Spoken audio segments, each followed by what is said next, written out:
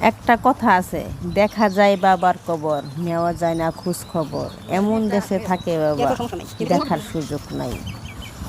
সাড়ে তিন সাড়ে তিন হাত দূরে থাকে বাবা, যেখানে দেখা করার কোনো সুযোগ নেই। কথাটা সত্যি।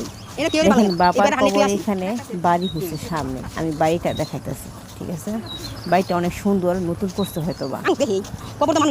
দেখেন বাড়িটা কত কাছে, কবরের একদম পাশে, কিন্তু এরপরও বাবার সাথে কথা বলা, দেখা করার কোনো সুযোগ আছে? কোনো সুযোগ নেই।